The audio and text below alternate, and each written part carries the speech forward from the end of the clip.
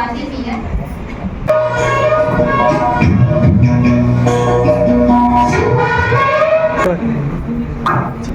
ಅಲ್ಲ ಕಣ್ಣ ಅವಳು ಕೊಡ್ತೀನಿ ಅಲ್ಲಂತೆ ಇವ್ರು ಹೂ ಅನ್ನಂತೆ.